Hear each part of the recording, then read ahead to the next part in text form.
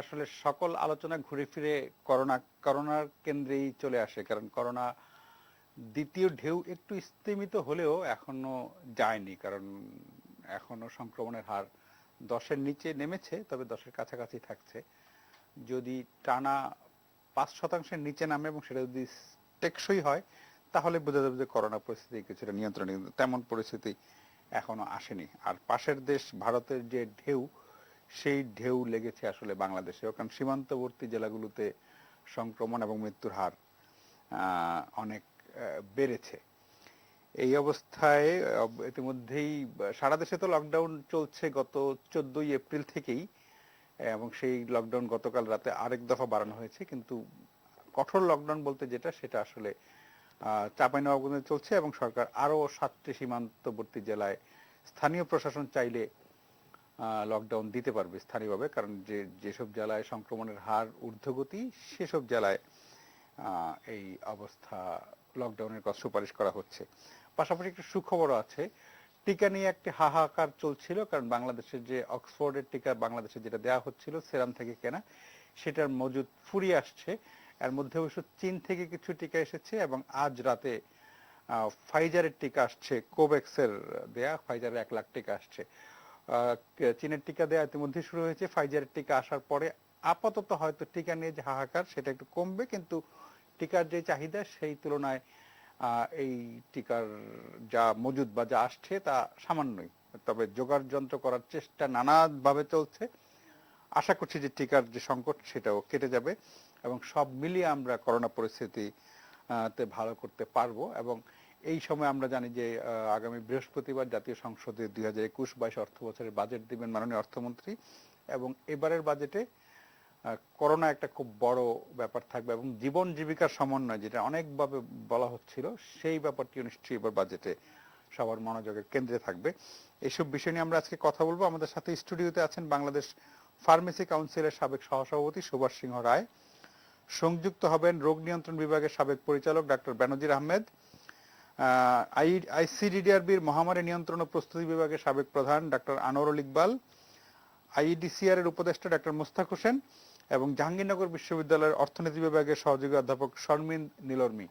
আপনাদের সবাইকে স্বাগত জানাচ্ছি অনুষ্ঠানে। আমি শুরু করতে চাই ডাক্তার মোস্তাক হোসেনকে দিয়ে, কারণ মোস্তাক ভাই আমাদের সাথে খুব বেশিক্ষণ থাকতে পারবেন না আজকে, ওনার অন্য একটি কাজ আছে, উনি হয়তো চলে যাবেন, সেই কারণে আগে একটু মোস্তাক ভাইয়ের কথা শুনে নেই। মোস্তাক ভাই, সব মিলিয়ে সীমান্ত এলাকায় করোনা বেড়ে যাওয়া এবং ঢাকার দিকে একটু কম, কিন্তু এখনো, যদিও শিক্ষামন্ত্রী একবার বলেছিলেন যে 13ই জুন শিক্ষা প্রতিষ্ঠান খুলবে, কিন্তু পরিস্থিতি যেমন তাতে মনে হচ্ছে না খোলা যাবে বা খুলতে পারবে, কারণ লকডাউন সারা দেশে তো বাড়ছে, এবং স্থানীয়ভাবে লকডাউন আরো কঠোর করার সুপারিশ আসছে। সব মিলিয়ে আপনার কাছে একটু সর্বশেষ পরিস্থিতিটা কি মানে সন্তোষজনক, স্বস্তিদায়ক, বা কিরকম, নাকি সীমান্ত এলাকার জন্য একটু ভয় বেশি? আপনার কাছে একটু সব মিলিয়ে শুনতে চাই আমরা অনুষ্ঠানটা শুরু করার জন্য। ডাক্তার মুস্তাক হোসেন। জি, ধন্যবাদ। আসলে মহামারী যতদিন সারা বিশ্বের থেকে দূর না হবে, ততদিন পর্যন্ত কিন্তু আমাদের স্বস্তির নিঃশ্বাস ফেলার কোনো অবকাশ নেই।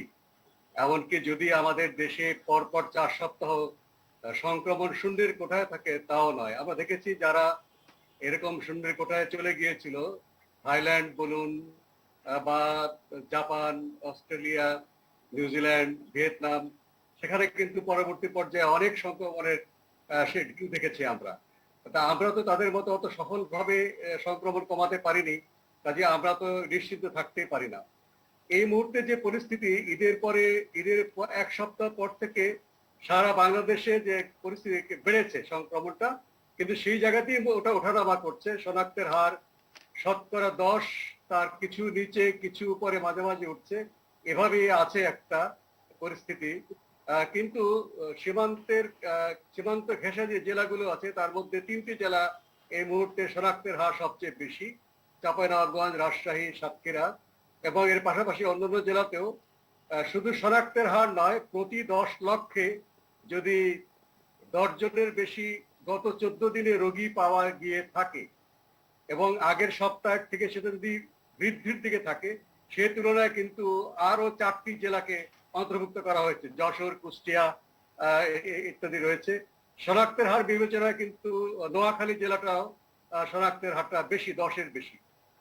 তো এই সব দিন মিলিয়ে বলা যাবে যে কোনো কোনো জেলায় কিন্তু এখন সংক্রমণ পরিস্থিতি আরো বেশি ঊর্ধ্বগতি, বিশেষ করে চাঁপাইনবাবগঞ্জ, রাজশাহী, সাতক্ষীরা শনাক্তের হার 30-এর উপরে, এবং মাঝামাঝি যে জেলাগুলো আছে, আমি যে 4টা জেলার কথা বললাম, শনাক্তের হার হচ্ছে শতকরা 20 থেকে 29-এর মধ্যে।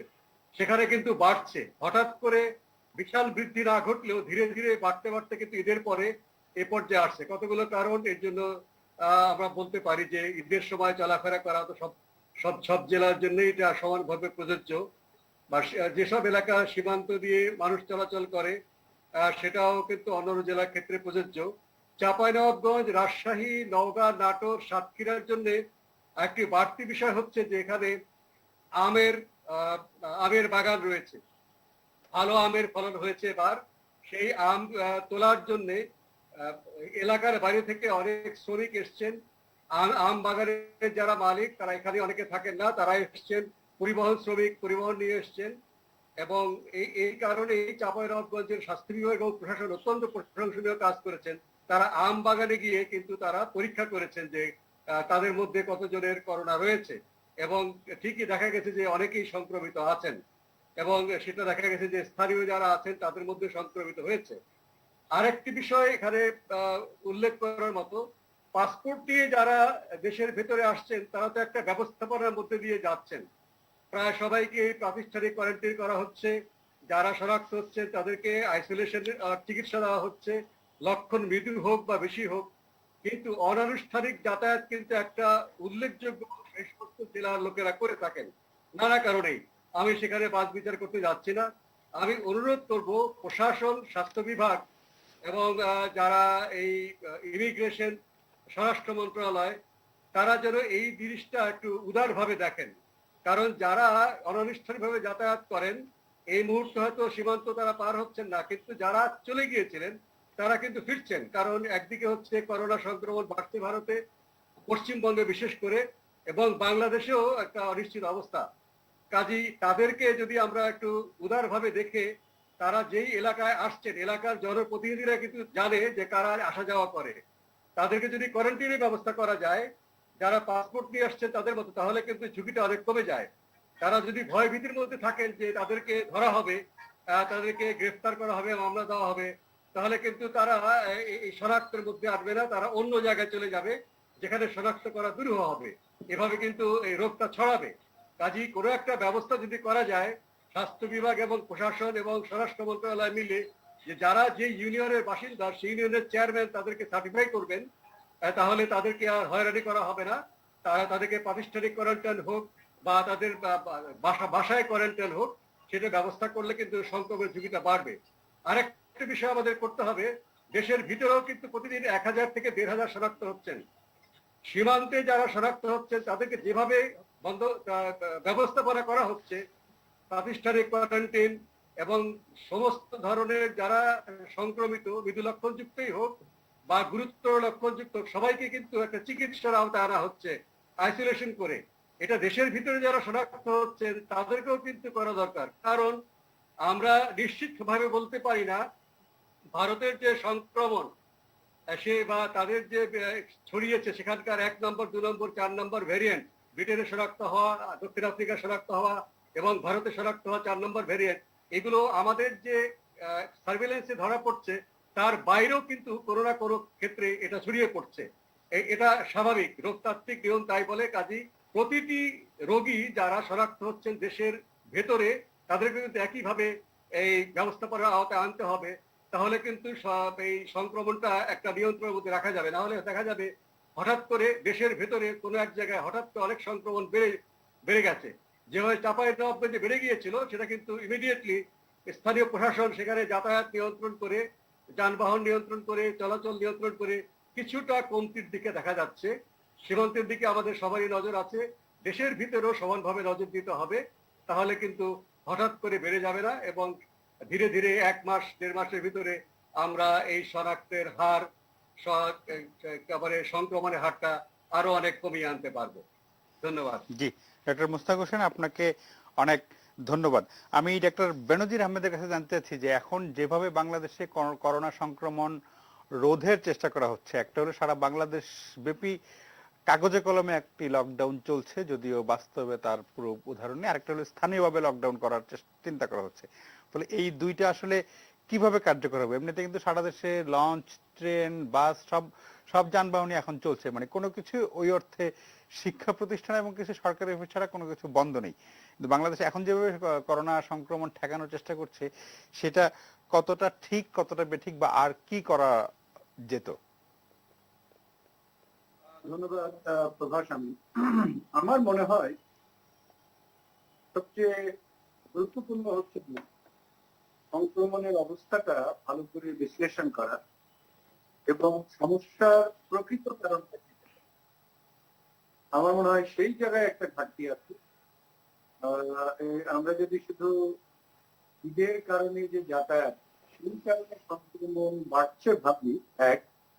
দুই নম্বর, ভারত থেকে যে সংক্রমণ তাৎপর্যপূর্ণ ভাবে আসছে সেটাকে যদি গুরুত্ব না দেই এবং সেই অনুযায়ী যদি আমরা ক্ষিপ্রতার সাথে সামগ্রিক ব্যবস্থা না নিই, তাহলে আসলে আমার মনে হয় যে আমরা একটা ভুল পথে দিচ্ছি। আপনি খেয়াল করে দেখেছেন চাঁপাইনবাবগঞ্জে যখন বাড়তে শুরু করলো, তখন কেন বাড়লো? চাঁপাইনবাবগঞ্জের সঙ্গে বাকি 63 জেলায় ডিফারেন্স, সব জেলায় তো কম বেশি ঢাকা থেকে বা অন্যান্য ঈদের সময় দিয়েছে, চাঁপাইনবাবগঞ্জে দিয়েছে। পার্থক্য একটাই, চাঁপাইনবাবগঞ্জের সঙ্গে বর্ডার আছে পশ্চিমবঙ্গ, যেখানে ব্যাপক কমিউনিটি সংক্রমণ হয়েছে। তাহলে এখানে আমরা যদি সমস্যাটা বিশ্লেষণ করি, তাহলে চাঁপাইনবাবগঞ্জের সমস্যা ঢাকা থেকে যায় না। এই কথাগুলো আমরা ঘুরিয়ে ফিরিয়ে বলি, সমস্যার প্রকৃতি চিত্রটাকে আসলে দ্রুত উদ্ঘাটন। এবং আপনি দেখেন চাঁপাইনবাবগঞ্জে বেশ কিছুদিন হলো এই ঘটনাটা ঘটছে। আমরা বারবার ডিফেন্ড করার চেষ্টা করছি যেটা আসলে ঢাকা থেকে এই সংক্রমণকে, বরঞ্চ আমরা যদি খুব দ্রুত এটা মূল সমস্যাটা উদ্ঘাটন করতাম, যেটা ভারত থেকে আসলে এই মূল সমস্যা, এবং আমরা যদি আগেই এটা লকডাউন করতাম, চাঁপাইনবাবগঞ্জ থেকে রাজশাহীতে সংক্রমণ হচ্ছে। আপনি জানেন এখন রাজশাহীতে সংক্রমণ আবার, তার মানে হলো যে সমস্যাটাকে প্রকৃতভাবে না বুঝতে পারে।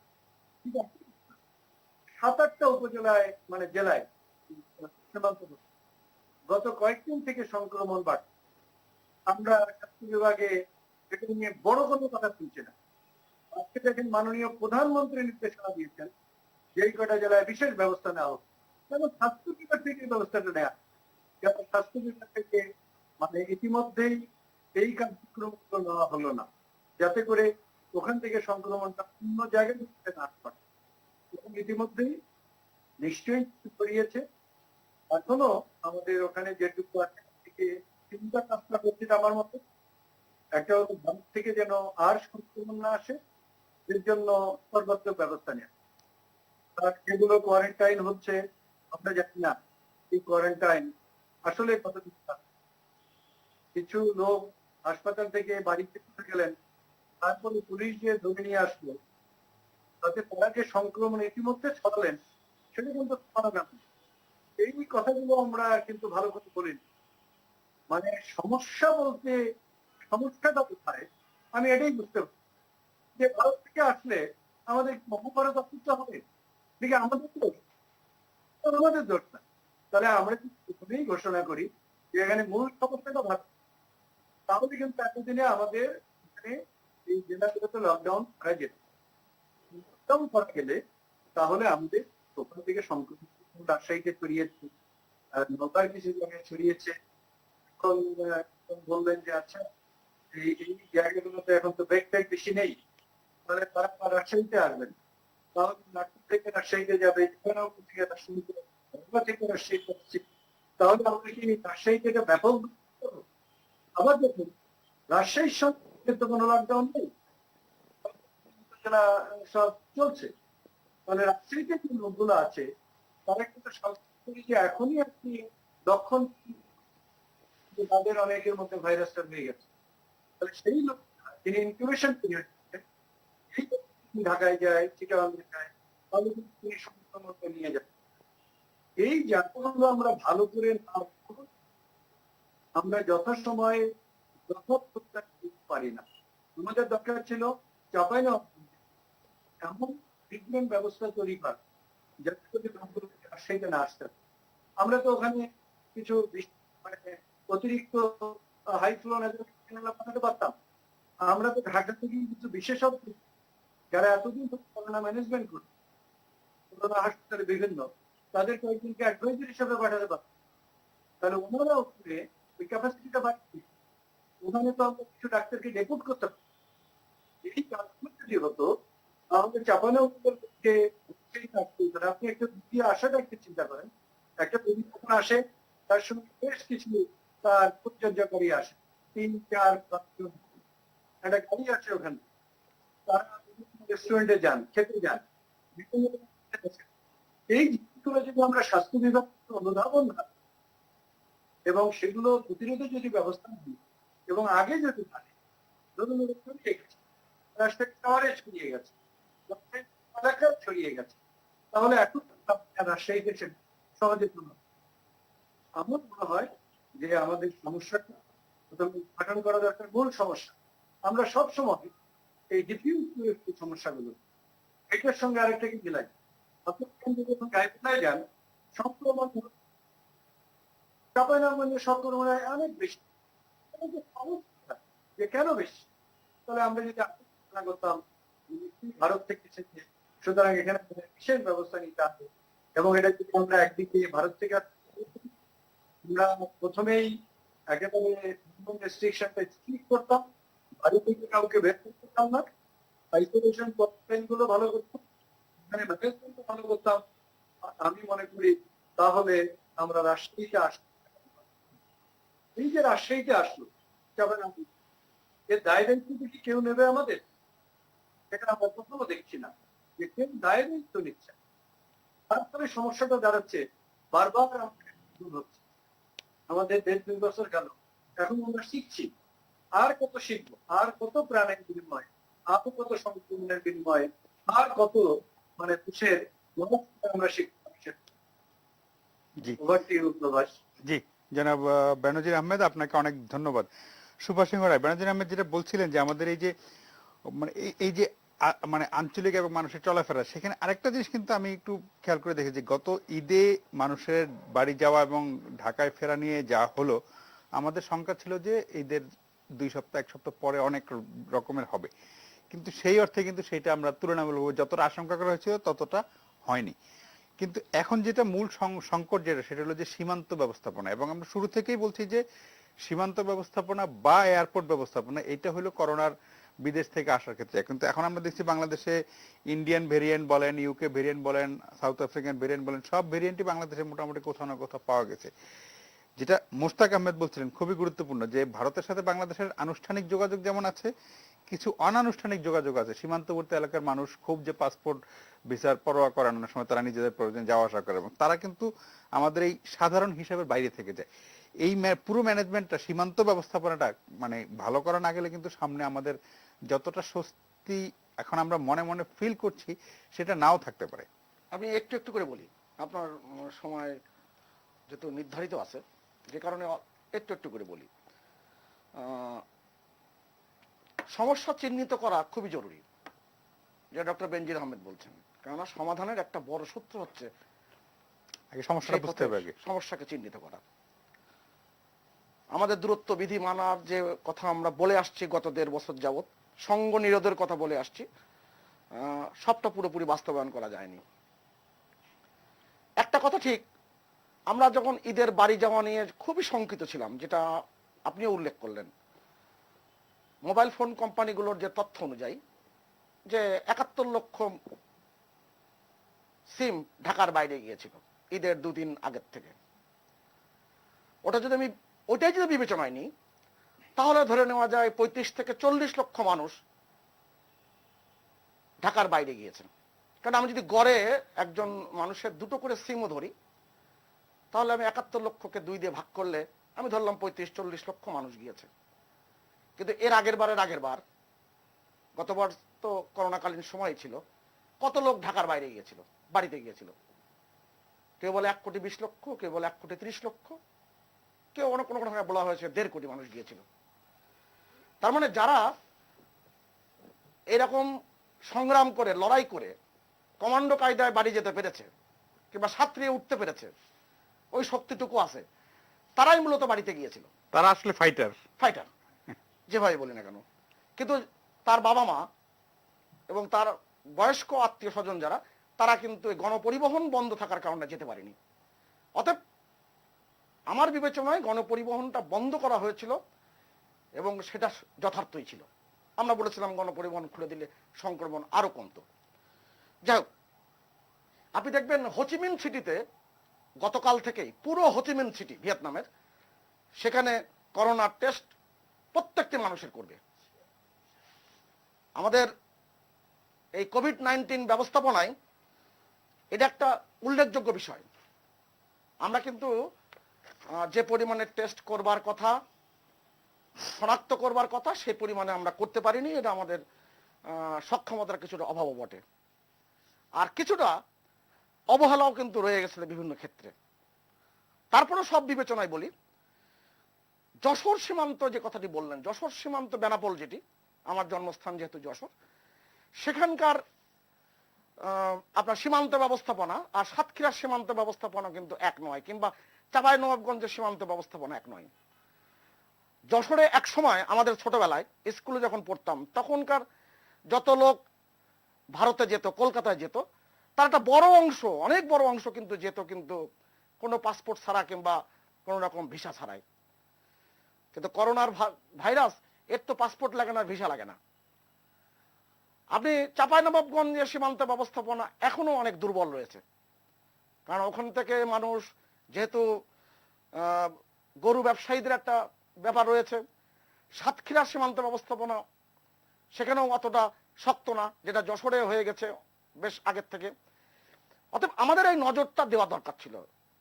ডক্টর বেনজির আহমেদ যেটা বলছেন, যে আমি যখন চাঁপাইনবাবগঞ্জ যখন বিধিনিষেধ আরোপ করলাম, তখন আমার নওগাঁ এবং রাজশাহীর, যেহেতু লাগোয়া জেলা, এখানে কিন্তু সেই বিবেচনাটা থাকা উচিত ছিল। এখন চাঁপাইনবাবগঞ্জ থেকে মানুষ কোন রকমের সীমান্তটা, জেলা সীমান্ত পার হয়েই সে কিন্তু অবাধে রাজশাহী যাচ্ছে। গত কয়েকদিন এই ঘটনাগুলো দেখেছি। আর আমাদের যে গোষ্ঠী সংক্রমণের কথা আমরা এখানে আলোচনা করছি, ভারতের পশ্চিমবঙ্গের অবস্থা কিন্তু অনেক অনেক খারাপ। এবং গত 2 দিনে কিছুটা পরিস্থিতির উন্নতি ঘটলো, এবং যে সংক্রমণের যে ব্যাপারটি, সেই সংক্রমণের ব্যাপারটি কিন্তু এখনো বেশ আশঙ্কাজনক পর্যায়ে রয়েছে, এবং তাদের ব্যবস্থাপনা অনেক কিছু ভেঙে পড়েছে। বিশেষ করে তাদের অক্সিজেন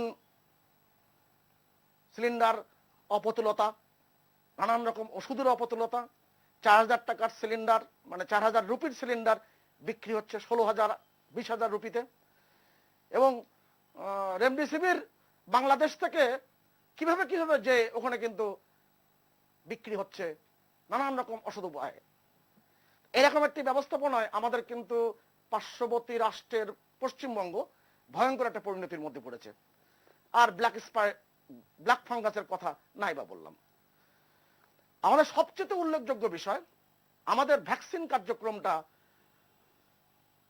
যে গতিময়তার মধ্যে আমরা করতে পেরেছিলাম, আমাদের কথা ছিল 6,80,00,000 আসবে কোভ্যাক্স থেকে। আমাদের হিসাব ছিল 3 কোটি ডোজ আমরা সিরাম ইনস্টিটিউট থেকে কিনেছি, এবং সেটা আমরা পেয়ে যাব। এবং নিষ্ঠুর বাস্তবতার কারণে, নিষ্ঠুর বাস্তবতার কথা বলছি, কারণ এই করোনা ভাইরাস একটা প্রহেলিকা। এর রূপ বোঝা এবং তার রূপান্তর বোঝা কিন্তু খুবই কঠিন ব্যাপার। ভিয়েতনাম অনেক সফল হয়েছিল, সেই ভিয়েতনাম কিন্তু এখন তাদের হাইব্রিড, যেটা বলা হচ্ছে ভারতীয় ভ্যারিয়েন্ট এবং ইংল্যান্ডের ভ্যারিয়েন্টের, এটি মিশ্র প্রজাতির হাইব্রিড ভ্যারিয়েন্ট তারা আবিষ্কার করেছে। আমি আপনাকে একটা কথা বলি, খুব ছোটটি তথ্য কিন্তু খুব গুরুত্বপূর্ণ একটি তথ্য আমার বিবেচনায়। আপনি যদি হিসাব করে দেখেন, উন্নত ধনী দেশগুলো অন্তত 10টি তাদের জনসংখ্যার 80% ভ্যাকসিনেশন কার্যক্রম করতে পেরেছে ইতিমধ্যেই। অথচ 80% মানুষ পৃথিবীতে আপনি দেখবেন সেখানে 8% মানুষ কিন্তু প্রথম ডোজ দিতে পারেনি, এবং এটা কিন্তু একটা জটিল একটি বাস্তবতা। কেননা আপনি লক্ষ্য করে দেখবেন সি ট্যাব বলে কোভিড-19 টেকনোলজি অ্যাক্সেস পুল। এই পুলে যেহেতু আমি ওষুধ কোম্পানির সাথে যুক্ত, যারা টিকা উৎপাদন করেছে তাদের কেউ কিন্তু এখানে যোগ দেয়নি। আমি আবারও বলছি, টেকনোলজি অ্যাক্সেস পুলে কোভিড-19 এর যোগ দেওয়ার কথা ছিল, তারা কেউ যোগ দেয়নি। এবং ট্রিপসের কাউন্সিলে এমন একটি বিষয় ঝুলে আছে যে যেখানে আপনি মেধাস্বত্ব আইনের বেড়াজাল দিয়ে আপনি সার্বজনীন ভ্যাকসিন উৎপাদন প্রক্রিয়াকে ব্যাহত করা হচ্ছে। এরকম একটি সময় বাংলাদেশে জটিলতার অবস্থার মধ্যে পড়েছে, এটা অস্বীকার করার কিছু নাই। এবং সেরাম ইনস্টিটিউট যদি তাদের উৎপাদন প্রক্রিয়া ব্যাহত না হতো, এবং তাদের দেশে যদি এরকম ভয়ঙ্কর ভাবে বিস্তৃত না হতো, এবং তাদের আপনি জানেন যে পুনেতে তাদের যে প্লান্টে 2 বার আগুন লেগেছে, এবং তার মধ্যে আবার মার্কিন যুক্তরাষ্ট্র থেকে যে 31 প্রকারের র মেটেরিয়ালস আসার কথা, এপিআই যদি আমরা বলি, অ্যাক্টিভ ফার্মাসিউটিক্যাল ইনগ্রেডিয়েন্ট, সেটারও কিন্তু চালান রাষ্ট্রপতি জো বাইডেন, মার্কিন যুক্তরাষ্ট্রের রাষ্ট্রপতি, তার রাষ্ট্রপতির প্রতিরক্ষা আদেশ দিয়ে কিন্তু বন্ধ করে দিয়েছে, আটকে দিয়েছে। পরবর্তীতে এটা খুলেছে। কিন্তু এই যে কঠিন বাস্তবতার কথা আমি বলছি, এই গতিটা কিন্তু বিনষ্ট হয়েছে। এবং ভারত বায়োটেক তাদের যে কোভ্যাক্সিন, সেখানে উৎপাদনের ক্ষেত্রে অনেক রকম ঘাটতি দেখা দিয়েছে। ভারতে একটি টিকা নিতে জলপাইগুড়ি সহ সীমান্তবর্তী বাংলাদেশের সীমান্তবর্তী ভারতের রাষ্ট্রের রাজ্যগুলোতে ভয়ঙ্কর রকমের সংকট, মানুষ দিনের পর দিন লাইন ধরে, সারারাত লাইন ধরে কিন্তু টিকা পাচ্ছে না। আমরা কিন্তু সেই সক্ষমতার জায়গা কিন্তু এখনো পর্যন্ত রাখতে পেরেছি। আপনি যেটা উল্লেখ করলেন যে আমাদের কোভ্যাক্সের টিকা, যেটা ফাইজার বায়োনটেকের টিকা, যেটা আমরা প্রথমেই বলেছিলাম যে -70°C টেম্পারেচার আমাদের এখানকে মেনটেন করা খুব দুরূহ ব্যাপার। যদিও গতকালকেই বিবিসি টেলিভিশন রেডিওতে ডক্টর বেনজির আহমেদ তার অভিমত ব্যক্ত করতে যে বলেছেন যে ঢাকা শহরে আমরা সেই সংরক্ষণের জায়গাটি তৈরি করতে পারবো, কিন্তু ঢাকার বাইরে আমরা কতটুকু করতে পারবো এর মধ্যে, সেটা একটা কিন্তু আমাদের আলোচনার বিষয় অবশ্যই থাকবে। এবং সেই ক্ষেত্রে আমাদের যখন ভ্যাকসিন কার্যক্রম শুরু হয়, সেই সময়টাতে আপনি লক্ষ্য করে দেখবেন আমাদের সামনে কিন্তু ভ্যাকসিন খুব বেশি ছিল না। ফাইজার বায়োনটেক, মডার্না, যেটা বিশ্ব স্বাস্থ্য সংস্থার অনুমোদন হয়েছিল, তৃতীয়টা অনুমোদন হয় অ্যাস্ট্রাজেনেকা, অক্সফোর্ড অ্যাস্ট্রাজেনেকার যে ভ্যাকসিন, যেটা আমরা কোভিশিল্ড নামে সিরাম ইনস্টিটিউট থেকে উৎপাদিত হয়ে বাংলাদেশে এসেছে। এরপরে কিন্তু সিনোফার্ম যেটা আমরা বলছি, সেটা অনেক পরে, চীনের অনেক পরে কিন্তু অনুমোদন হয়েছে। জনসন অ্যান্ড জনসনের অনুমোদন হয়েছে বেশ পরে। অতএব আমাদের সামনে একমাত্র সিরাম ইনস্টিটিউটের যে টিকাটি কোভিশিল্ড, সেটা আমরা সময় মতো এবং সময়ের আগেই কিন্তু তখন আমাদের খুবই ভালো উদ্যোগ ছিল, ভালো পেরেছে। আমাদের সংকট দেখা দিয়েছে বৈশ্বিক এই মহামারী এমন ভাবে এই যে ভ্যাকসিন জাতীয়তাবাদে ধনী দেশগুলোকে আপ্লুত করেছে, এইটি একটা ভয়ঙ্কর জায়গায় তৈরি করেছে। আপনার বিশেষ তথ্যটি দিই যে আমি 4 মের কোন তথ্য দিয়েছি, 4 মেতে বিশ্বের মোট জনসংখ্যার 8% প্রথম ডোজটি পর্যন্ত পায়নি। অথচ বিশ্বের 10টি ধনী দেশের 80% তারা কিন্তু টিকা কার্যক্রম সম্পন্ন করতে পেরেছে। এবং প্রিপ ফর এল, যেটা মার্কিন যুক্তরাষ্ট্রের সেই সংস্থা যারা পরামর্শ দেয় স্বাস্থ্য বিভাগকে, তারা কিন্তু বলেছিল যে এমআরএনএ ভ্যাকসিন এই প্রযুক্তিটি খুবই উন্নত প্রযুক্তি। এই প্রযুক্তিতে এই যে স্বাস্থ্য বিভাগ, মার্কিন যুক্তরাষ্ট্রের স্বাস্থ্য বিভাগ যে তাদের পরামর্শ কার্যক্রমে যে অর্থ ব্যয় করে, সেই অর্থ ব্যয় না করে তারা যদি এমআরএনএ ভ্যাকসিন উৎপাদনের ক্ষেত্রে এই অর্থটি বিনিয়োগ করে, তাহলে সার্বজনীন ভ্যাকসিন উৎপাদনের যে প্রক্রিয়া, সেই প্রক্রিয়া অনেক ত্বরান্বিত হতো। সেই কাজটি দাদা কিন্তু আমাদের করা হচ্ছে একটা না। মানে হেডলাইনে যেতে হবে, আপনি যদি এই পর্যায়ে আপনার বক্তব্যটা আমার মোটামুটি এই কথাটি আমি, আপনি যে সীমান্ত ব্যবস্থাপনার কথা বলেছেন, জি। আইন শৃঙ্খলা রক্ষাকারী সংস্থা এবং জেলা প্রশাসন যে দুরূহ কাজটি করেছে, বিশেষ করে যশোরের ক্ষেত্রে আমি যেটা জানি, সেটা কিন্তু তারা নির্ণয় করতে পেরেছে। ডক্টর মুস্তাক হোসেন যথার্থই বলেছেন যে অনেক ক্ষেত্রে যারা অনানুষ্ঠানিকভাবে যাওয়া আসা করেন সেই সুযোগটুকু রয়েছে। আমাদের এই কোভিড-19 মহামারীর ক্ষেত্রে এক্ষেত্রে একটু তাদেরকে একটু উদার দৃষ্টিতে দেখতে হবে। জি, তা না হলে এরা সংক্রমিত করবে এই জনগোষ্ঠী, পালিয়ে বেড়াবে। জি, পালিয়ে বেড়াবে। জি, জনাব সুভাষ সিংহ, আপনাকে ধন্যবাদ। আমরা রাত 10টার সংবাদ শিরোনামে যাচ্ছি। টিকার পরিস্থিতিটা একটু জানতে চাই। শুরুতে বাংলাদেশ খুবই ভালো ডিপ্লোমেসি বলেন, তারপরে দূরদর্শিতা বলেন, সব মিলিয়ে দারুণভাবে সেরাম ইনস্টিটিউটে টিকা কেনার চুক্তি করেছিল, যেটা সুভাষ সিংহ রায় বলছিলেন যে আসলে বৈশ্বিক পরিস্থিতির কারণে আমাদের সেই কার্যক্রমটি একটু বাধাগ্রস্ত হয়েছে। কিন্তু এখন আমরা আবার চীন থেকে কিছু টিকা এসেছে এবং সেটা অলরেডি প্রয়োগ শুরু হয়েছে বাংলাদেশে। আর আজ রাতে আসছে ফাইজারের টিকা। ফাইজারের টিকা আসলে সেটা হয়তো শুধু ঢাকায় দেওয়া যাবে, কারণ যেই টেম্পারেচারে রাখতে হবে সেটা ঢাকার বাইরে হয়তো অত অ্যাভেলেবেল না। সব মিলিয়ে কিন্তু অক্সফোর্ডের টিকা যারা প্রথম ডোজ দিয়েছে, দ্বিতীয় ডোজের এখনো সংকট আছে, এমন প্রায় 14 লাখের কথা বলা হচ্ছে। 14 লাখ মানুষ দ্বিতীয় ডোজ হয়তো অক্সফোর্ডের টিকা যদি নতুন করে না আসে তাহলে নাও পেতে পারেন, সেটা অন্য কোনো মিক্স করা যাবে কিনা। সব মিলিয়ে টিকার সিচুয়েশনটা একটু আপনার কাছে জানতে চাই, বাংলাদেশ এখন ঠিক কোন পর্যায়ে দাঁড়িয়ে আছে? ধন্যবাদ এবং এটিএন নিউজের সমস্ত দর্শকদের শুভেচ্ছা জানিয়ে বলছি। দেখেন, সুভাষ দা যা বলেছেন আমি ওনার সাথে সম্পূর্ণ একমত। দেখেন, বাংলাদেশ যখন প্রথম টিকা পায় 130টা দেশ কিন্তু তখন টিকা পায়নি, এটা কিন্তু মাথায় রাখতে হবে। এবং উনি যা যা বলেছেন আমি তার সাথে সম্পূর্ণ একমত। বাট এখন যে আপনার সিনারিও দেখে যে শিক্ষাটা আমরা নিলাম, তাতে হবে কি জানেন, আমরা যদি একটা সাইকেলের মধ্যে যদি আমরা 65 to 70% লোককে ভ্যাকসিনেটেড না করতে পারি, সেই ভ্যাকসিনের কিন্তু কোনো আপনার দাম থাকবে না, ভ্যালু হবে না। ধরেন আমি আজকে দিলাম, আপনি 1 বছর পরে দিলেন, কেউ 1.5 বছর পরে দিল, তখন কিন্তু সেই ভ্যাকসিনেশনের কার্যক্রমটা হবে না। সুতরাং আমাদের যেটা এখন করতে হবে, এটা তো আমরা থেকে শিখলাম, দেখেও শিখলাম। কারণ ভারতের এই অবস্থা হবে আমরা কিন্তু কল্পনাও করিনি, ভারতও কল্পনা করেনি। বাট ভারত এটা নিজে ইনভাইট করে এনেছে, সেটা আমি পরে আসছি।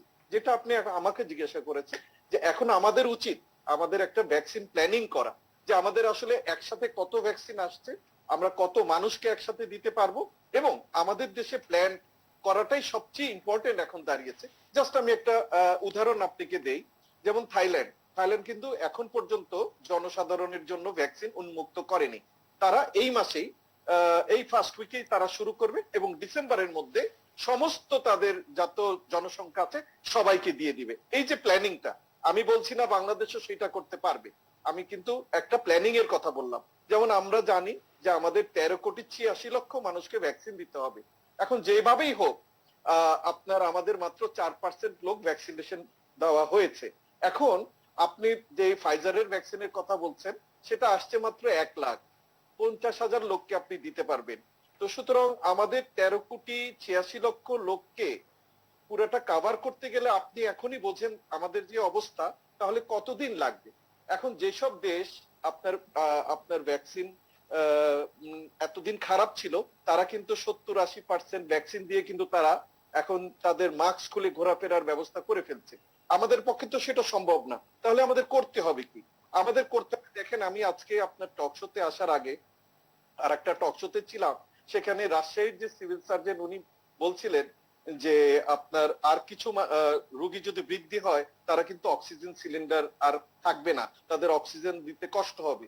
তাহলে আজকে এনটিভিতে দেখছিলাম আমি যে আপনার প্রধানমন্ত্রী বরাদ দিয়ে স্বাস্থ্য মন্ত্রণালয় বলছে যে ইমিডিয়েটলি 7টা ডিস্ট্রিক্টকে আপনাকে বিশেষ লকডাউনের আওতায় নিয়ে আসা। এটা যদি আমরা না করি আমরা বিপদে পড়বো।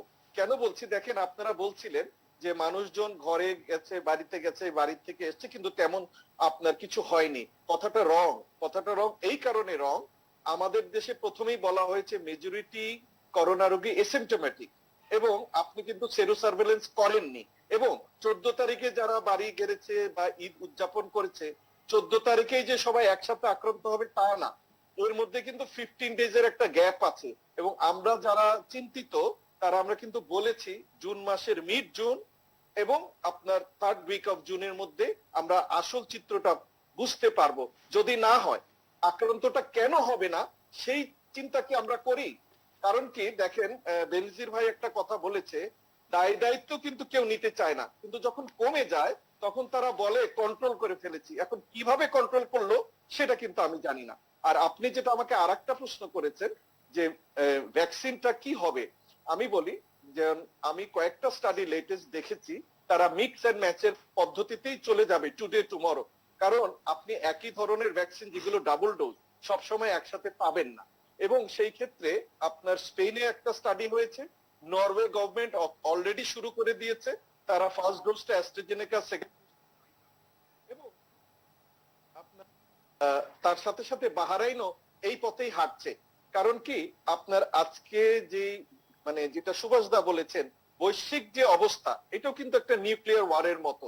কোন ভ্যাকসিন ভালো, কোন ভ্যাকসিন দিতে হবে, কোন ভ্যাকসিন আপনি পাবেন, এটার উপরে তো এখন আমাদের আপাতত ডিপেন্ড করতে হচ্ছে, আনলেস আপনি যদি নিজে প্ল্যান না করেন। দেখেন, ফাইজারের ভ্যাকসিন আসবে মাত্র 1 লাখ, 1 লাখ, তারপরে আপনার কোভ্যাক্স থেকে আমাদের যেটা পাওয়ার কথা সেটাও সামান্য, এবং আমরা একটা চুক্তি করতে যাচ্ছি, আমি যতটুকু জানি যে 1.5 কোটির একটা ভ্যাকসিন চায়নার সিনোফার্ম থেকে আসার কথা। তারপরেও কিন্তু আমাদের অনেক অপ্রতুলতা থেকে যাবে। তো সেই জিনিসটা কভার করার জন্য আমি বারবার বলছি একটা ভ্যাকসিন প্ল্যানিংটা দরকার। আর আরেকটা জিনিস আমি বলতে চাই, সেটা হচ্ছে যে পাবলিক হেলথের একটা নর্মস আছে, আপনি দ্রুততার সাথে সিদ্ধান্ত এবং দ্রুততার সাথে ইমপ্লিমেন্টেশন, আপনি যদি সিদ্ধান্ত আর ইমপ্লিমেন্টেশনের মাঝখানে গ্যাপ রাখেন তাহলে কিন্তু আমরা বিপদে পড়ে যাব। এবং দেখেন, আমরা কিন্তু ভ্যারিয়েন্ট নিয়ে খুব চিন্তিত, আমরা সবাই কিন্তু ভ্যারিয়েন্ট নিয়ে কথা বলছি, আমি কিন্তু ভ্যারিয়েন্ট নিয়ে চিন্তিত না। কারণ দেখেন, বাংলাদেশের বর্ডার এত পোরাস একটা বর্ডার, ইন্ডিয়ান ভ্যারিয়েন্ট আমাদের দেশে ঢুকবে এটা চোখ বন্ধ করে বলা যায়, এতে কোনো আপনার সায়েন্টিফিক জেনোম সিকোয়েন্সিং এর প্রয়োজন নেই। বাট যেই ভ্যারিয়েন্টই আসুক, আপনার চিকিৎসা ব্যবস্থা এক, আপনার এই স্বাস্থ্যবিধিও কিন্তু এক। এখন যদি আমরা বিজিবি কে মানে এই মুহূর্তে আমরা বর্ডার লাইনে দাঁড় না করাই, অবৈধ জায়গাগুলো যদি আমরা না বন্ধ করি, তাহলে আমাদের বিপদ হওয়ার সম্ভাবনাটাই বেশি। এবং আমরা কিন্তু জানি যে জায়গায় সুভাষদা বললেন বেনাপোল বা বিভিন্ন জায়গায় যেখানে চৌকি আছে, সেখানে কিন্তু মোটামুটি ভালোভাবেই তাদেরকে দেখাশোনা করা হচ্ছে, মানে তাদের লকডাউনে রাখা হচ্ছে। কিন্তু যেসব জায়গায় এইভাবে চোরাচালানি থেকে শুরু করে সব হয়, এটা ওপেন সিক্রেট, সেই জায়গাগুলো যদি আমরা বন্ধ না করতে পারি, এবং এখনো যদি যেমন দেখেন আমলিচুর সিজন, এটা গতকালকেও আমরা একটা টক শোতে বলা হলো, তাদের কি হবে? ইয়েস, এইসব জায়গায় দেখেন, একটু আগেই মুস্তাক ভাই বা বেনজির ভাই বললেন, আমলিচুর ওখানে কর্মীদের কিন্তু টেস্ট করেছে, পজিটিভ এসছে। আসলে তো আমরা টেস্ট করছি না, আমরা কিন্তু বলছি তেমন কোনো কিছু হচ্ছে না। আমাদের দেখেন সামহাও স্টাডির প্রয়োজন, আমাদের কিন্তু সংক্রমণ সেইভাবে আছে, মৃত্যুটা হচ্ছে না। কিন্তু আপনি যদি একটু পিছনের দিকে ফেরেন, যে মার্চের শেষের দিকে এবং এপ্রিলের প্রথম দিকে যেইভাবে একটু ছোট্ট নাড়া দিয়েছিল, সব কিন্তু দুমড়ে মুচ্ছে যাচ্ছিল, একজন লোকও কিন্তু আপনার আইসিইউ সিট পাচ্ছিল না, আপনার অক্সিজেন পাচ্ছিল না, আপনার হাই ফ্লো নেজাল ক্যানুলা পাচ্ছিল না। আমরা যেন আমাদের দেশে সেটা না হয়, তার জন্য অবশ্যই ওই 7টা থেকে 8টা ডিস্ট্রিক্টকে আপনার অবশ্যই কঠোরতম লকডাউনের মধ্যে আনতে হবে, আদারওয়াইজ আমাদের বিপদের সম্ভাবনাটা বেশি। জি জি, জনাব আনোয়ারুল ইকবাল, আপনাকে অনেক ধন্যবাদ। আমাদের সাথে আছেন জাহাঙ্গীরনগর বিশ্ববিদ্যালয়ের অর্থনীতি সহযোগী অধ্যাপক শর্মিন নীলর্মী। অনেকক্ষণ বসিয়ে রেখেছি আপনাকে। আপনার কাছে আসলে 2 দিন বাদে বৃহস্পতিবার জাতীয় সংসদে বাজেট পেশ হবে, এবং এইবারের বাজেটে সকল আলোচনা আসলে করোনা কেন্দ্রিক, এবং এই যে ধরেন করোনার টিকা কেনার জন্য একটা বড় অর্থ বরাদ্দ রাখতে হবে, এবং সব মিলিয়ে জীবন এবং জীবিকার সমন্বয়, কথাটি গত 1 বছর ধরে অনেকবার আমরা শুনেছি। যখনই লকডাউন কঠোর হয় তখনই সাধারণ মানুষ বলে যে আমরা খাবো কি, আবার খাওয়া ঠিক করতে গেলে জীবন বাঁচানো, এরকম একটা খুবই ভারসাম্য দিয়ে আমাদের মানে খুবই হাঁটতে হয়। সেই অবস্থায় আপনি সামনের যে বাজেট এবং সব মিলিয়ে অর্থনীতির যে অবস্থা, সেটা একটু আপনার কাছে শুনতে চাই, করোনাকালীন সিচুয়েশন, একটু সাধারণ পরিস্থিতির বাইরে একদম। জি, ধন্যবাদ। আপনি আমার জায়গা থেকে আমাকে প্রশ্ন করেছেন, এই জন্য বিশেষভাবে ধন্যবাদ। আমি আসলে লম্বা সময় ধরে বাংলাদেশের বিশিষ্ট জনস্বাস্থ্যবিদ যারা রয়েছেন তাদের কথা শুনছিলাম সামনাসামনি বসে, এবং ওনাদের সর্বোচ্চ চেষ্টা এবং বলা সত্ত্বেও কথাগুলো না একটা সময় খুব ক্লান্তিকর হয়ে যায়। আমি নিশ্চিতভাবে ওনাদের জন্য খুব ক্লান্তিকর, এখন তাদের প্রতিদিনই বলতে হয় একই কথা। হ্যাঁ মানে খুব ক্লান্তিকর। এবং আমি একটা জিনিস একটু সাধারণ মানুষ হিসেবে যেটা আমার অনুভূতি সেটা বলি, সেরাম ইনস্টিটিউট কেন দিতে পারছে না, কেন ভারত থেকে আনতে পারছি না, আমার আসলে ভারত বা সেরাম ইনস্টিটিউট বা অন্য কাউকে ডিফেন্ড করার কোনো প্রয়োজনই নেই। আমার প্রয়োজন হচ্ছে টিকা। ওরা যদি টিকা না দিতে পারে, এটা হচ্ছে একটা স্ট্র্যাটেজির পার্ট যে আমি কখনোই এক জায়গায় আমার সবকিছু বিনিয়োগ করব না, আমি ডাইভার্সিফাই করব আমার ঝুঁকি কমানোর জন্য। এটা তো হচ্ছে সকলেই আমরা সেই শক্তি জানি। হ্যাঁ, এবং মানে এটা আসলে আমার কাছে খুব ক্লান্তিকর মনে হয় যে যখন আমি এই এই মানে এই বিষয়গুলো শুনি। হ্যাঁ হ্যাঁ ঘটেছে তো, কিন্তু ডক্টর আনোয়ারুল ইকবাল যেটা বলেছেন সেটাই নিয়ে আলোচনাটা আসলে মূল কেন্দ্রীয় জায়গায় রাখাটা দরকার, যে আমাদের ভ্যাকসিনেশনের আসলে পাথওয়েটা কি। এবং সেখানে যদি আপনি আমাকে বাজেটের সাথে যুক্ত করতে বলেন, তাহলে আমি বলি গত বছর আজকে 15 মাসের উপরে হলো, আমরা মার্চের 8-9 তারিখ থেকে একদম ভীষণভাবে নিজেরা উদ্যোগী হয়ে নিজেদেরকে ঘরে বন্ধ করেছি। সরকারের পক্ষ থেকে ধরেন 20 তারিখের পরে বা 18 তারিখ থেকে হয়েছে, কিন্তু আমরা কিন্তু মোটামুটি ভাবে 8-9 তারিখ থেকে করেছি। গত অর্থ বছরে প্রথম 10 মাসে গত অর্থ বছরের বাজেটের 31% হেলথ সেক্টরের মাত্র খরচ হয়েছে, এবং টোটাল বাজেটের খরচ হয়েছে মাত্র 47%। অর্থাৎ আমরা খরচের দিকে অত্যন্ত অদক্ষ। তার মানে আমরা জানি না আসলে যে আমরা কি কি কারণে কি কিভাবে খরচ করব। এই অদক্ষতা নিয়ে আপনি এখন যদি আমাকে বলেন যে বাজেট বরাদ্দ বাড়াও, এই দাবি তোলার তো আসলে কোনো মানে হয় না। আপনি যদি আমাদের জিডিপির বিভিন্ন প্রাইভেট ইনভেস্টমেন্ট বলেন, revenue GDP revenue as percentage of GDP বলেন, পার্শ্ববর্তী অনেক দেশের তুলনায় আমরা ভালোই করছি। এমনকি সাম্প্রতিককালে আমাদের রিজার্ভ বৈদেশিক মুদ্রা 44 বিলিয়ন ডলারের উপরে গেছে, এবং আমরা শ্রীলঙ্কার মতো দেশকে লিকুইডিটি অর্থ সাহায্য হিসেবে, এটা সোয়াপ কারেন্সি বলে, শ্রীলঙ্কান মুদ্রার বিপরীতে 200 মিলিয়ন ডলার আমরা তাদেরকে ঋণ দিচ্ছি 2% হারে, যেইটা আমরা 3 মাসের মধ্যে পেয়ে যাব বলে আশা করছি। এই যদি আমার রিজার্ভের পরিস্থিতি হয়, তাহলে আমার টাকা নাই এটা তো একদমই ভুল কথা, আমার টাকা আছে, আমি ভ্যাকসিন কিনতে পারি গ্লোবালি। তাহলে আমার কি প্রয়োজন? গ্লোবাল ম্যাপিংটা প্রয়োজন, যে আমার সেরাম ইনস্টিটিউটের মতো আর কারা, চাইনিজ উমুক, তো আজকে অনেকগুলো যেমন নাম শুনে ফেললাম, এটা আমাদের ওনারা যারা আছেন ওনারা খুবই ভালোভাবে প্রস্তুত, আমি যেটা বুঝতে পারি ওনারা অত্যন্ত ইনফরমেটিভ এই বিষয়ে। ওনাদের সমন্বয়ে আমরা একটা পাথওয়ে দাবি করা ভ্যাকসিনেশনের জন্য, এর কোনো বিকল্প নাই। শুনেন ভাই, আমি আমার গত জুন মাস থেকে অনলাইন ক্লাস করায় আমাদের ছাত্রছাত্রীদের ইউজিসি নির্দেশনায়। যেই ক্লাস আমি 88 জন দিয়ে শুরু করেছি, ফেব্রুয়ারি মার্চে এসে সেটা 21 জনে গিয়ে নেমেছে। আমাদেরও পড়াতে ভালো লাগে না, ছেলে মেয়েদেরও পড়তে ভালো লাগে না। এবং আমার নিজের গবেষণা আছে, গ্রামাঞ্চলে এবং শহরাঞ্চলে বাচ্চাদের কোনো পড়াশোনাই হয় না। হ্যাঁ, এই যখন পরিস্থিতি, আপনি দেশ কিভাবে বাঁচবে? আমার ছেলে মেয়েরা গত 2 বছর ধরে পাশ করে আছে, চাকরি পাচ্ছে না। আপনি দেশকে তো এইভাবে আসলে ডিমোরালাইজ করে বাঁচিয়ে রাখা খুব কঠিন ব্যাপার। হ্যাঁ, আপনাকে স্কুল কলেজ খুলে দিতেই হবে, তাহলে আপনাকে এই জনগোষ্ঠীকে, এই পপুলেশনকে, বয়সের পপুলেশনকে আপনার ভ্যাকসিনেশনের আওতায় আনতেই হবে। আপনি কতদিন বর্ডার বন্ধ রাখবেন? শুনেন, আমার একটা বাচ্চা আছে যার কোমরবিডিটি আছে, এবং আমার ভারত থেকে এমন একটা ওষুধ যাকে সকাল এবং বিকাল খাওয়াতে হয়, একটা বেলাও এটা মিস দেয়া যায় না। আমি পার্শ্ববর্তী দেশ ভারত বলে সহজে সুলভে সেটা আনতে পারি। আমি 9 মাসের সঞ্চয় রেখেছি। আমার কোভিড এর মধ্যে আমি আপনাকে বলি যে এই পথে আনা সম্ভব না, সেই পথেও আমি আনাতে বাধ্য হয়েছি এই ওষুধ। এইরকম তো আমাদের প্রয়োজন পড়ে না। আমরা তো একটা বন্ধ সোসাইটির মধ্যে না, আমরা দরজা বন্ধ করে আপনি কতদিন রাখবেন? কত মানুষের চিকিৎসা আটকে গেছে, কত মানুষ, আমি না হয় চাল না খেয়েও থাকতে পারবো, আচ্ছা আটা খেয়ে থাকবো, বা আমি মুড়ি খেয়ে থাকবো, কিন্তু আমি ওষুধ না দিয়ে তো পারবো না। আমি অন্যান্য অনেক সেবা আছে জীবন রক্ষাকারী, যেটা আমার ক্রস বর্ডার, এই সেবাগুলো নিতে পারতেই হবে।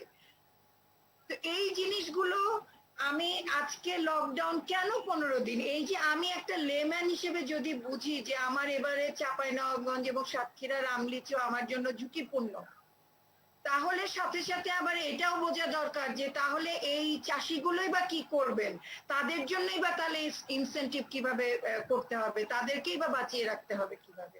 এইটা তো আজকে মানে আমি খুব ক্লান্ত বোধ করি আমাদের এত বোদ্ধা মানুষ থাকতে। আমি জানি না কেন হয় না, কিন্তু আমি শুধু এটুকু বলবো, বাজেট নিয়ে যেহেতু প্রশ্ন করেছেন, বরাদ্দের চাইতে আপনারা সাংবাদিকরা আছেন, খোঁজ নেন যে আমরা গত বছরের বাজেটকে কিভাবে খরচ করলাম, সেটা কার্যকরভাবে খরচ করতে পেরেছি কিনা, এবং আগামী বছরে যেই বাজেট সামনে আসছে 3 তারিখে, সেই বাজেটটা কার্যকরভাবে খরচ করবার জন্য কোনো পদ্ধতি আমরা বের করতে পেরেছি কিনা, আইএমইডি কে মনিটরিং এর জায়গায় শক্তিশালী করতে পেরেছি কিনা, আপনারা তৎপর হয়েছেন কিনা, আমরা চোখ কান খোলা রাখছি কিনা, এই জায়গাগুলো আমার মনে হয় যে আমরা একটু ভালোভাবে খোঁজ করে দেখি। জি জি, আপনাকে অনেক ধন্যবাদ। আমরা একটা বিরতিতে যাচ্ছি, বিরতির পর আবার আলোচনায় ফিরবো। প্রিয় দর্শক, আশা করি স্থিতির নানা দিক নিয়ে, একদিকে চলছে সারা দেশে লকডাউন, তাতে আবার স্থানীয় লকডাউনের কথা বলা হচ্ছে, বিশেষ করে 7টি সীমান্তবর্তী জেলায়। আর সুখবর হলো যে আজকে রাতে ফাইজারের বাংলাদেশের 3য় টিকা বলা যায়, প্রথমে এসেছিল সেরাম ইনস্টিটিউটের কোভিশিল্ড, তারপরে আসলো চীন থেকে সিনোফার্ম, এবং আজকে আসছে ফাইজারের টিকা। 3টা দিয়েই বাংলাদেশ টিকা কার্যক্রম চলবে। জনাব সুভাষ সিংহ রায়, আপনি বিরতির আগে যে কথাটা বলছিলেন, আমার বিরতির মাঝখানে কথা মানে ভাবতে, এই যে টিকার যে একটা সাংঘাতিক রকমের বৈশ্বিক বৈষম্য, যে 10টি দেশে 80% দেওয়া হয়ে গেছে, আর সারা বিশ্ব হিসাব করলে এখনো 8% হয়নি, তাও প্রথম ডোজ। এটা তো একটা সাংঘাতিক বৈষম্য। এই যে কোভ্যাক্স যেই বৈশ্বিক যে উদ্যোগ, সেই উদ্যোগকে বৈষম্য নিরসনের কোনো চেষ্টা করতে পারতো বা করার, যেমন একটা পত্রিকা দেখলাম যে বাংলাদেশ কোভ্যাক্স থেকে ভালো টিকা পাচ্ছে না, এই কারণে যে বাংলাদেশের পরিস্থিতি অনেক ভালো, সেই কারণে তারা কোভ্যাক্স থেকে টিকা প্রাপ্তি একটু স্লো। সেটা তো আমরা জানি যে আমরা যখন 7ই ফেব্রুয়ারিতে আমাদের গণটিকা কর্মসূচি চালু করেছিলাম, তারপরে ঘানা প্রথম কিন্তু পায় 23শে ফেব্রুয়ারি কোভ্যাক্স থেকে। আমাদের ধারণা যেটা হয়েছে যে কোভ্যাক্স মনে করেছে যে তাদের তো কেনার সক্ষম, বাংলাদেশ তো টাকা আছে, টিকা পেয়ে গেছে। হ্যাঁ, সক্ষমতাটা আমাদের কিন্তু আছে, এটা আমরা প্রমাণ করেছি। কেন ভারতের 1 টন টিকা কিনতে হচ্ছে 600 রুপি দিয়ে, আর বেসরকারি পর্যায়ে 1200 রুপি দিয়ে, এবং নানান ধরনের তাদের জটিলতার জায়গা তৈরি হয়েছে। সেখানে এখনো বাংলাদেশের টিকা বিনা কার্যক্রম চলছে। আমরা কিন্তু ভ্যাকসিন উৎপাদনকারী দেশ না, ভারত ভ্যাকসিন উৎপাদনকারী দেশ। আমি একজন দর্শক আমাকে, মিস্টার নজরুল, তিনি একটি SMS পাঠিয়েছে আমাকে যে উৎপাদন ও কর্মসংস্থান নির্ভর সমাজ ব্যবস্থায় তো বাস্তবতাকে মেনে নিয়ে কাজ করতে হচ্ছে, সোশ্যাল স্ট্রাকচারটাই তাই। আমাদের একটু মনে রাখা দরকার যে আমরা কতগুলো টিকা আমাদের সামনে এসেছিল। আপনি দেখেন, বিশ্ব ব্যাংক এবং টাকা দিবে 4200 কোটি টাকা, আর এডিবি বলেছে 8000 কোটি টাকা এই টিকাতে আমাদের তারা সাহায্য করবে। সেখানে তারা শর্তই দিয়ে দিয়েছে, তারা স্পুটনিক ভির ক্ষেত্রে অর্থ দিবে না। রাশিয়ার টিকা, রাশিয়ার টিকা, কারণটা কি? যেই টিকাটি 62-63 দেশে ব্যবহৃত হয়েছে ইতিমধ্যেই, সেই টিকার ক্ষেত্রে তাদের আপত্তি আছে। কি কারণে? বিশ্ব স্বাস্থ্য সংস্থার অনুমোদন দেয়নি। আপনি আমাকে বলেন, ওই সময় যখন আমরা কোভিশিল্ডের টিকা নিয়েছিলাম, তখন যদি সিনোফার্মের টিকা নিতাম, তাহলেও কিন্তু এই আমাদের জনগোষ্ঠীর ভিতরে আমাদের যারা বোদ্ধা মানুষ, তাদের কেউ কত আপত্তি করতেন যে বিশ্ব স্বাস্থ্য সংস্থার অনুমোদন ছাড়া আমি টিকা কেন নিলাম। আর তখনও পর্যন্ত সিনোফার্মের টিকা খুব দেশে ব্যবহৃত হয় নাই, বরঞ্চ আন্তর্জাতিক গণমাধ্যমে এটা নিয়ে অনেক রকম জটিলতার জায়গা তৈরি হয়েছে, বলেছে তারা ফেরত দিয়েছে, কেউ বলছে এটা ব্যবহার করেনি, নানান রকম কথা এসেছে। যাই হোক, এটা পুরনো দিনের কথা। আমি আপনাকে বলি, উৎপাদন ব্যবস্থাপনার সাথে বিতরণ ব্যবস্থাপনা অঙ্গাঙ্গে যুক্ত, এটা আমরা সবাই জানি। আমি একজন ওষুধ বিজ্ঞানের ছোট ছাত্র হিসেবে আমি যেটা মনে করি, আমাদের যে কোভিশিল্ড 7ই ফেব্রুয়ারিতে যে ব্যবহার করা হলো, তার কিন্তু শেলফ লাইফ কিন্তু কোনো ক্রমেই 6 মাসের বেশি না।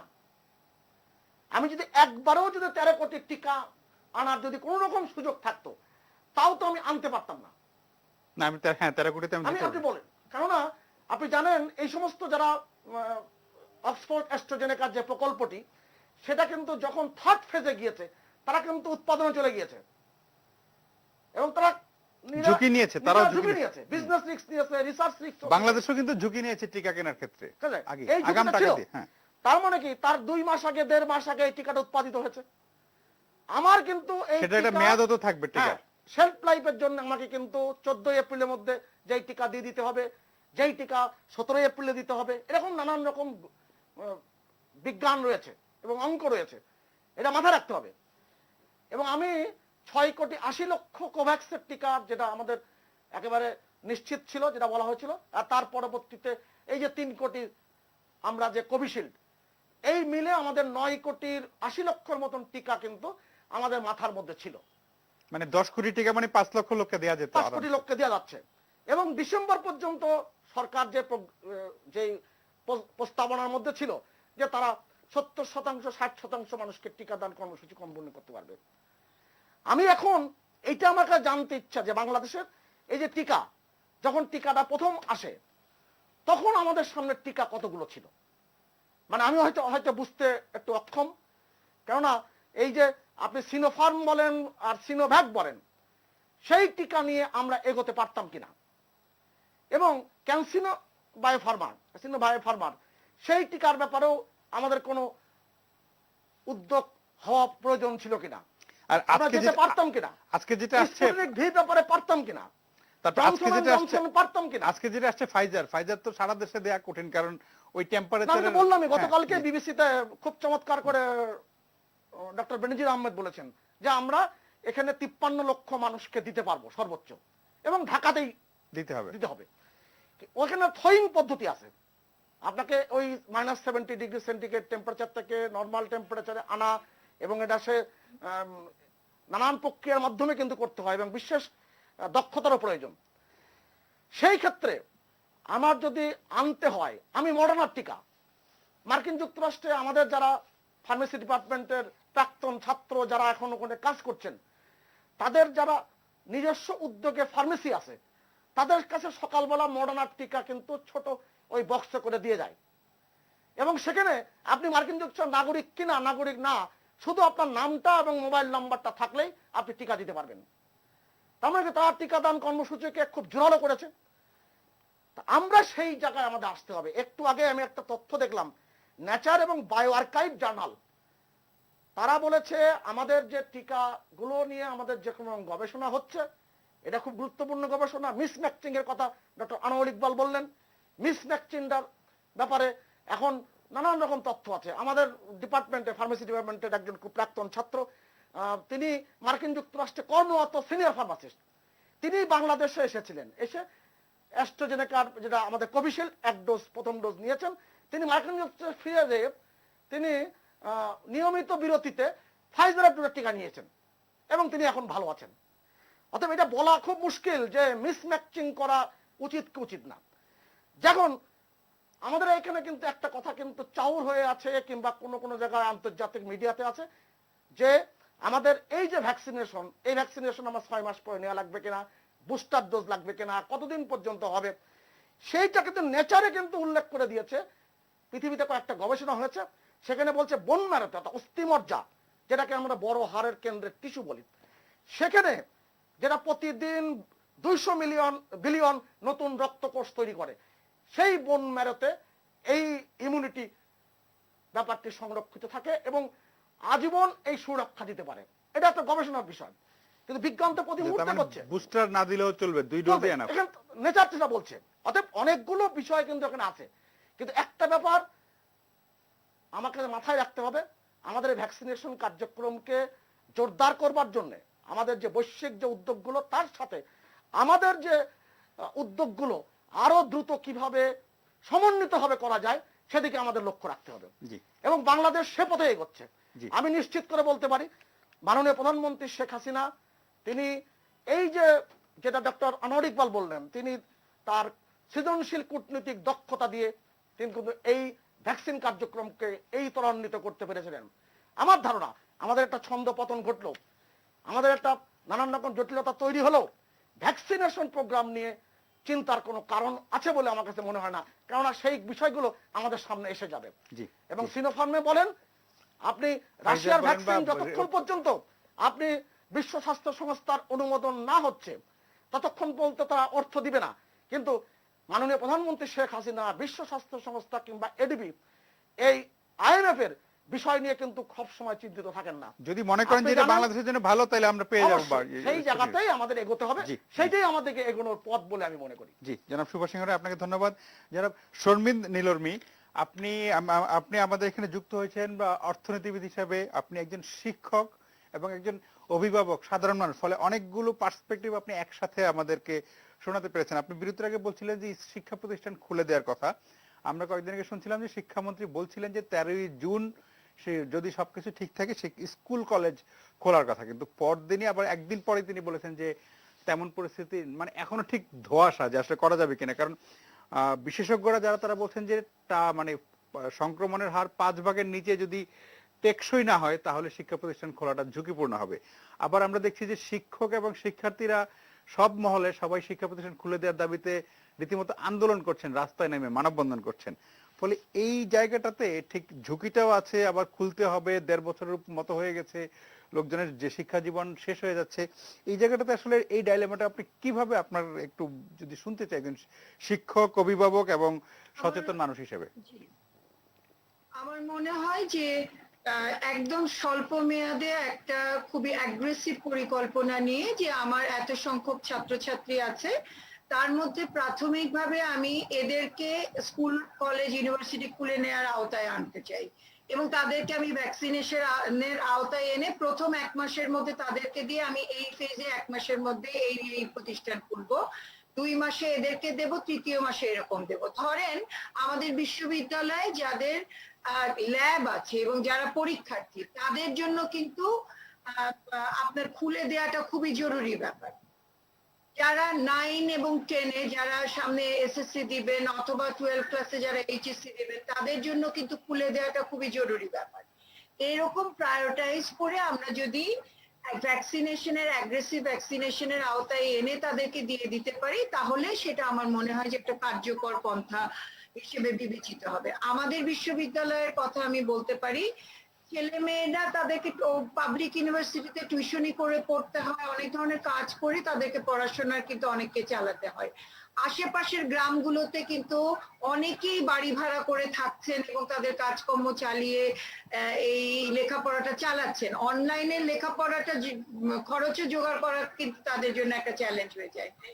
তো এই পরিস্থিতিতে আমাদের অনেক ছেলে মেয়ে কিন্তু আশেপাশে রয়েছেন, তার চেয়ে বরং হল খুলে দিয়ে ভ্যাকসিনেশনের আওতায় এনে তাদেরকে রেগুলার কার্যক্রমের মধ্যে নিয়ে আসাটা কিন্তু অনেক বেশি জরুরি। শুনুন, সার্বিক আলোচনা যেটা আমার শুনে, আমাকে যদি 1 মিনিট সময় দেন, আপনাদেরকে আমি 2-3টা তথ্য মনে করিয়ে দিতে চাই ঐতিহাসিক ভাবে। 1943-এর মঙ্গা, বেঙ্গল ফেমিন আমরা যেটাকে বলি, আমাদের মনে থাকার কথা যে বেঙ্গল ফেমিনে গ্রাম থেকে শহরে এমনকি মানুষের চলাচল ওয়েস্ট বেঙ্গলে বন্ধ করে দেওয়া হয়েছিল আইন করে, এবং তখনই ডেস্টিটিউট অ্যাক্ট 1943 বেঙ্গলে চালু করা হয়েছিল। এমনকি ইন্টারস্টেট পণ্য পরিবহন, খাদ্য পরিবহনও সেইখানে নিয়ন্ত্রিত ছিল। বার্মার বর্ডার হঠাৎ করে বন্ধ হয়ে গেছিল, যেটা ফেমিনকে অ্যাগ্রাভেট করে। 1974 প্রফেসর নুরুল ইসলাম প্ল্যানিং কমিশনের তৎকালীন দায়িত্বপ্রাপ্ত, তার জবানিতে লেখা রয়েছে যে মার্কিন যুক্তরাষ্ট্রের রাষ্ট্রদূত উনাকে ডেকে যখন বলেন যে বাংলাদেশ থেকে যেই পাট রপ্তানি হয় কিউবাতে সেই পাট রপ্তানি বন্ধ করতে হবে যদি বাংলাদেশকে খাদ্য সাহায্য পেতে হয় মার্কিন যুক্তরাষ্ট্র থেকে। এবং প্রফেসর নুরুল ইসলাম তার আত্মজীবনীতে লিখছেন যে এটা তার দূরতম কল্পনাতেও ছিল না যে এই রাষ্ট্রদূত তাকে ডেকে এরকম একটা কথা বলতে পারেন, যেটা একমাত্র আমাদের বৈদেশিক কারেন্সি অর্জন করার একটা ছিল, মিন্স ছিল। জানা কথা যে আমরা এই বাজারটা ছেড়ে দিলেই অন্যান্য দেশ সেই বাজারটা দখল করবে এবং আমরা বাধ্য হয়েছিলাম। তখন বাংলাদেশ থেকে আমরা $10 এন্ডোর্স করে নিয়ে বাইরে যেতাম। আজকে বাংলাদেশের পকেটে বাংলাদেশ সেন্ট্রাল ব্যাংকে $44 বিলিয়ন আছে, আমি $200 মিলিয়ন লোন দেই। আজকের পরিস্থিতি কিন্তু এক নাই। যে 4,000 8,000 টাকার 8,000 কোটি টাকার কথা বলে ওইটা এক একজন মানুষ এমনিতেই ব্যাংক থেকে নিয়ে চলে যাচ্ছে, আর আমরা তো সেটা গায়ে মাখি না। হ্যাঁ, আমাদের আসলে কারোর কথা শোনার মতো এখন পরিস্থিতি নাই। আমরা ওই যেটা বললাম, বিভিন্ন ঝোলার মধ্যে রিস্ক ডাইভার্সিফাই করাটা হচ্ছে আমার ভ্যাকসিনেশন পাথওয়ের সবচেয়ে গুরুত্বপূর্ণ অংশ। মনে রাখবেন 2009 গ্লোবাল রিসেশনের মধ্যে আমার ব্যাংকে যখন $6 বিলিয়ন ছিল, একটা মেট্রিক টন চালও বোরো ধান ওঠার আগে, সিডারের পরে বোরো ধান ওঠার আগে, মে মাসের প্রথম সপ্তাহের আগে আমি থাইল্যান্ডে পাঠিয়েছি, অস্ট্রেলিয়ায় পাঠিয়েছি, ভারতে পাঠিয়েছি চাল আনতে। 1 মেট্রিক টন চালও আমি পাঠাইনি। সার্ক চুক্তি বলবৎ থাকার পরেও ভারত প্রথমবারের মতো চাল রপ্তানি আন্তর্জাতিক ক্ষেত্রে বন্ধ করে দিয়েছে। হ্যাঁ, নিজের দেশে যখন এই জিনিসগুলো ঘটে তখন তো অবশ্যই, এটা একটা নির্দিষ্ট দেশের নাম বলে না, তখন তো অবশ্যই সে তার দেশকেই বাঁচানোর চেষ্টা করবে। আমার দেশকে বাঁচানোর জন্য আমার দায়িত্ব হবে ঝুঁকি ডাইভার্সিফাই করা, একটা দুটো দেশের উপরে নির্ভর না করে এই ঝুঁকিটা বিভিন্ন জায়গায় ছড়িয়ে দেয়া। জি জি আমাদের বোদ্ধার অভাব নাই, আমি অ্যাডমিনিস্ট্রেশনের উপর জোর দিতে বলছি। জি জি শর্মিন্দা ম্যাম, আপনাকে অনেক ধন্যবাদ। আমরা অনুষ্ঠানের শেষ বিরতিতে যাচ্ছি, বিরতির পর আলোচনায় ফিরবো, আশা করি সঙ্গেই থাকবেন। চলে এসেছি, অল্প অল্প করে আমাদের দুজন অতিথি আছেন, আনোয়ারুল ইকবাল এবং বেনজির আহমেদ। তাদের কাছে শুনবো। আমি বেনজির আহমেদকে দিয়ে শেষ করবো, তার আগে ডক্টর আনোয়ারুল ইকবালের কাছ থেকে একটু জেনে নেই, যেটা আমি বিরতির আগে সুভাষ সিংহের কাছে জানতে চেয়েছিলাম, যে টিকা নিয়ে যে বিশ্বজুড়ে টিকার একটা পলিটিক্স আছে, টিকার জাতীয়তাবাদ আছে এবং টিকা নিয়ে একটা বৈষম্য তৈরি হয়েছে, যেটা সুভাষদা বলছিলেন যে 10টি দেশের 80% মানুষ টিকা পেয়ে গেছে, তার মানে তারা সেফ, কিন্তু সারা বিশ্ব হিসাব করলে মাত্র 8% মানুষ পেয়েছে। ফলে আপনার সারা বিশ্বকে যদি একটা গ্লোবাল ভিলেজ ধরেন, হ্যাঁ, তাকে আপনাকে সবাইকে 70-80% না দিলে, আসলে আপনি একদম শুরুতে যেটা বলছিলেন যে আমরা বাংলাদেশে 70-80% মানুষকে না দিলে এখন আমরা 4% মানুষকে দিতে পেরেছি, সেটাকে 70% পর্যন্ত নিতে না পারলে আসলে তো খুব লাভ হবে না। এই যে বৈষম্য, এই যে টিকা রাজনীতি, এখান থেকে আসলে মানে আমাদের এই যে কোভ্যাক্স বলেন বা জাতিসংঘ, স্বাস্থ্য সংস্থা, তাদের তো কারো না কারো একটা মধ্যস্থতা করার কথা ছিল বা উচিত ছিল, দরকার ছিল। তা তো অবশ্যই, এবং সুভাষদা কিন্তু সুন্দর মতো বুঝিয়ে বলেও দিয়েছে যে এখানে কিন্তু আমার বলার কিছু নেই, কারণ এটা একটা বিরাট পলিটিক্স। আপনার পলিটিক্সটা ওই নিউক্লিয়ার যারা পাওয়ারফুল, এখন দেখা যাচ্ছে ভ্যাকসিন যারা আছে তারাই পাওয়ারফুল। এর জন্য কিন্তু আমি প্রথমে একটা কথা বলেছি, আমাদের এখন প্লান্টের দিকে যাওয়া উচিত।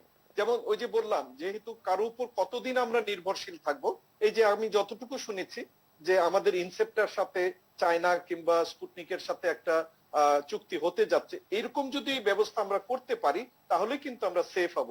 কিন্তু আমি আর একটা অন্য জিনিস একটু বলতে চাচ্ছি, যে আমি একটা কথা বলি, এই করোনাটা কিন্তু আপনার সায়েন্সের মধ্যে পড়ে। সায়েন্স কিন্তু ফ্যাক্ট চিন্তা করে, যুক্তি তর্ক বা ইমোশনে চলবে না। আমরা দেখেন গত বছর কোন সময় আপনার সাথে তো অনেক টকশো করেছি, কোন সময় কি লকডাউনের কথা বলেছি?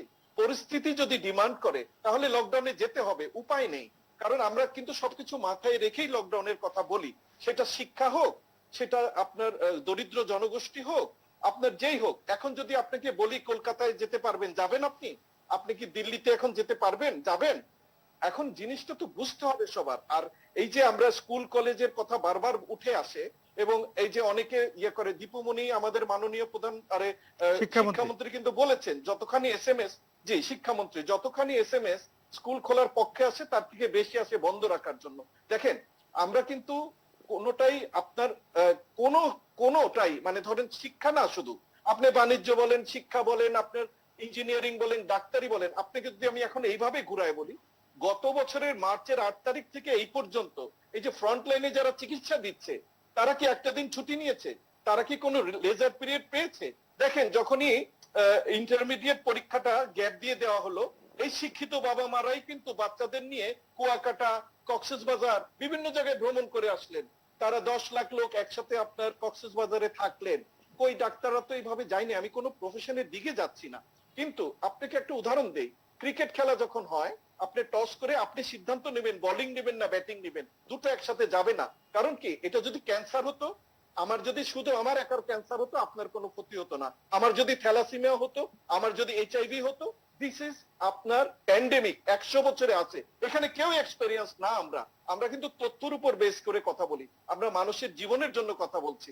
এখন আমরা যদি প্রণোদনাটা শুধু বড় লোকদের দিয়ে না দিয়ে দরিদ্র মানুষদের যদি দিতে পারতাম, আমরা যদি ওই যে বললাম সঠিক কাজটা সঠিক সময়ে করতে পারতাম, তাহলে আজকে যারা 12,600 লোক মারা গেছে তাদের পরিবারের কাছে গিয়ে জিজ্ঞাসা করেন তাদের ঈদ কেমন হয়েছে, তাদেরকে জিজ্ঞাসা করেন যে তাদের, আমি চিন্তা করেন এরকম যে আপনার বাবার জীবনটা আমি নিয়ে নিব, আপনাকে 40 লাখ টাকা দিব, হবে? বাবা, আমি একটা কথা বলি, একটা বাসায় যখন রিটায়ার্ডেড বাচ্চারা থাকে, তারপরে আপনার বয়স্ক বাবা মা থাকে, তারপরে আমরা চাই সে যেন বেঁচে থাক, অসুস্থ হয়ে বেঁচে থাক, কিন্তু যখন জীবনটা চলে যাবে তখন কিন্তু কোনো ইমোশন কাজে আসবে না, কোনো যুক্তিও কাজে আসবে না।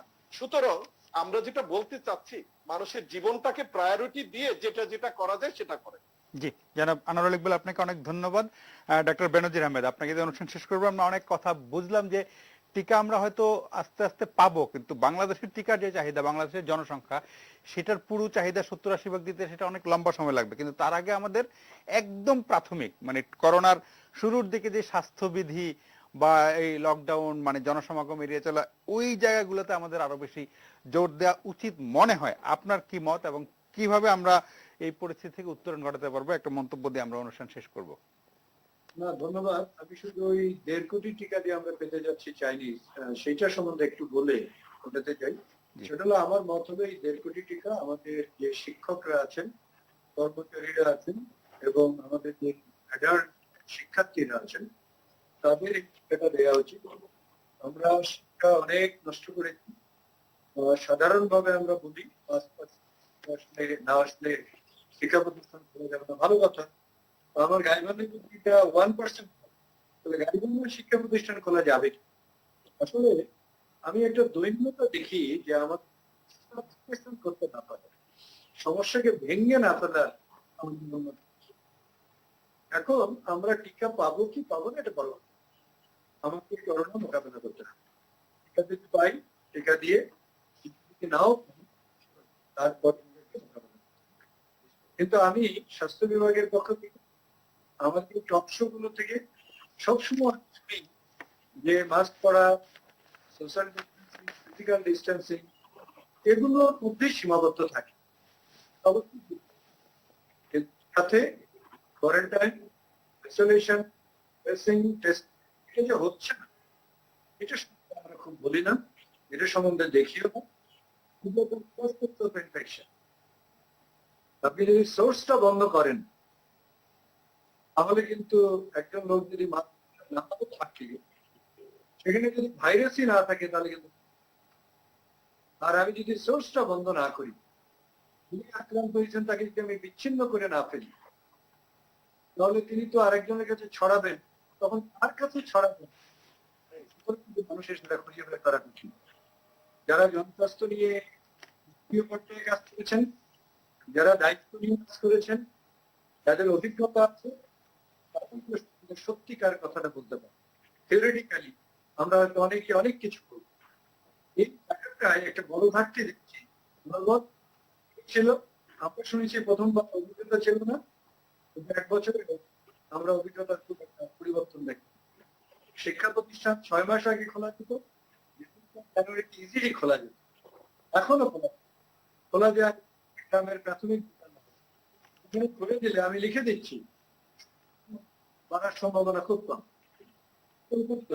যেখানে সংক্রমণ 1%, গত 1 বছরে কোনো সংক্রমণ হয়নি। আমরা স্কুলগুলো খুলে দিতে পারলাম না। প্রফেসর গ্রামগুলোতে বৈষম্য আরো প্রকট, আমাদের শহরগুলোতে কিছু হচ্ছে।